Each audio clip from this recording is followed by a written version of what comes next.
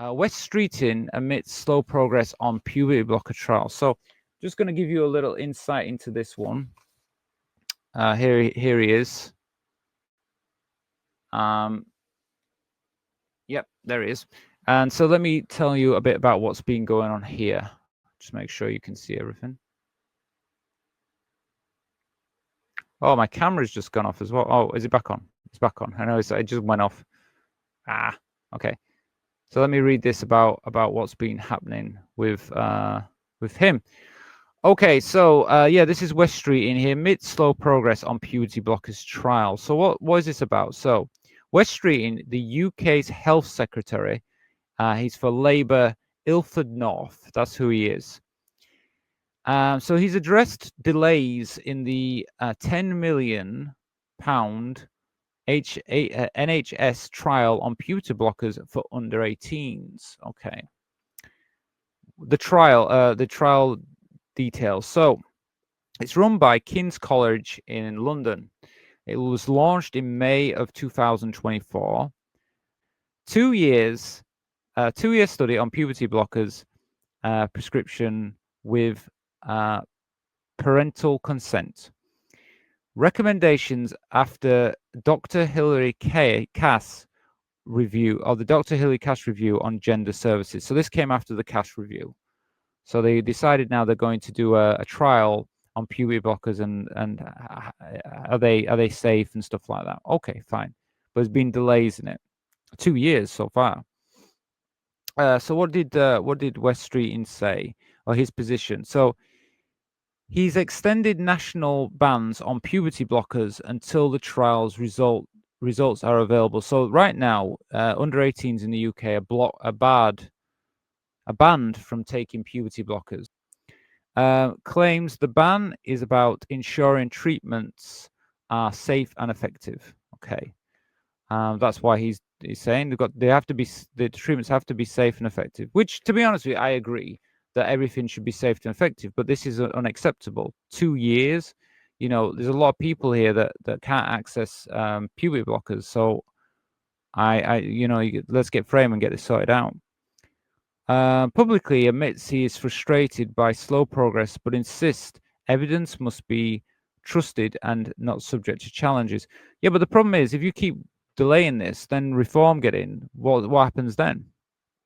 But criticism: Streeting previously told concerned parents to get a grip. So he's not being very supportive of this. He's not supportive, and he's actually he's told parents that they just need to get a grip. Okay.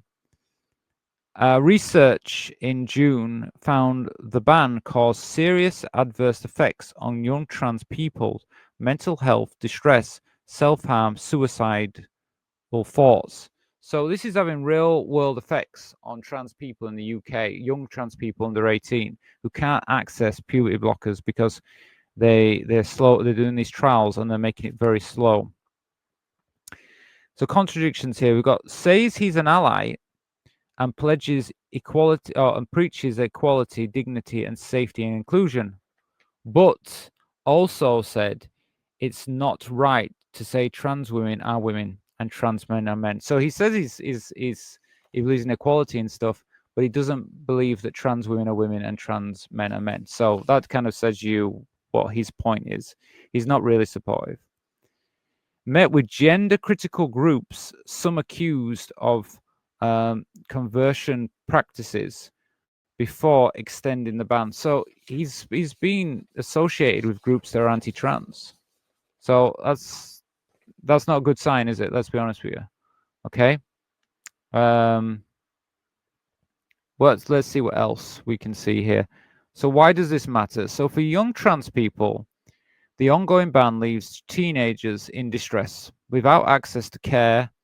Many doctors call safe, effective, and reversible. So we know that puberty blockers they stop you from obviously going through puberty, but they are reversible. It's not like estrogen.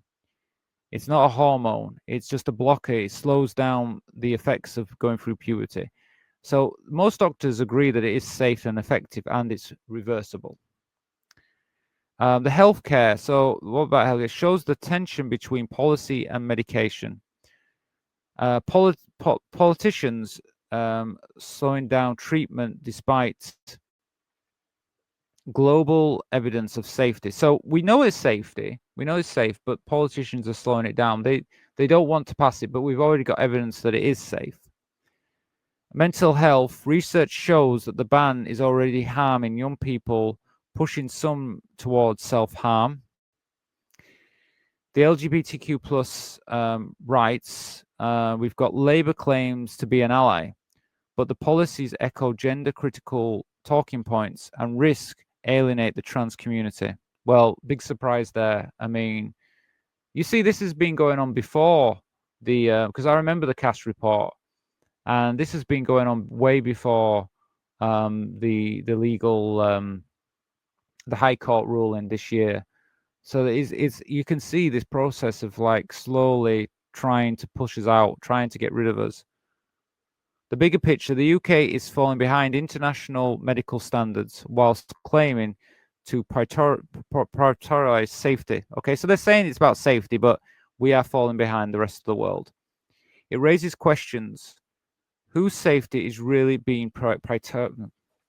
Whose safety are they focusing on? Okay, so at the end of the day, we can see clearly that doctors and other countries have said, look, this is a safe procedure. There's nothing wrong with it. But the UK has made it very slow, this process. They're making it difficult for trans people to get access to medication. So why are they doing this? And it looks very much like anti-trans viewpoints, really. So let's look at internationally. So the Netherlands and Belgium, puberty blockers are part of established gender care for over 20 years, widely considered safe, effective, and reversible. So the Netherlands and Belgium, they have it no problem. The USA, despite political bans in some states, the American Academy of Pediatricians reconfirmed its support in 2023, citing strong evidence of mental health benefits. So even parts of America are still supportive of this. Australia and New Zealand both allow puberty blockers under medical supervision, seeing them as a pause button rather than a permanent intervention. So yeah, it's just there to pause while we give time for the young people to not just decide, but they don't have to go through puberty, and they can take hormones when they're a bit older. Yeah. Contrast with the UK, instead of following the evidence, UK policy is stuck in limbo. Trials delay means years of young people suffering without access. Yeah. So imagine you've got 2 years already they've been on this trial, and you've got young people there who've not been able to access that, which means they're going through their puberty now. And you can imagine like that, what kind of stress that must put on young people. So this is a terrible thing. And Wes Streeton is not an ally. He's more support. He has connection there. He's talked with anti-trans groups. He doesn't see trans women as women, so he doesn't see me as a woman. So why would he support? Why would he support hormones? Why is he going to support young people to transition?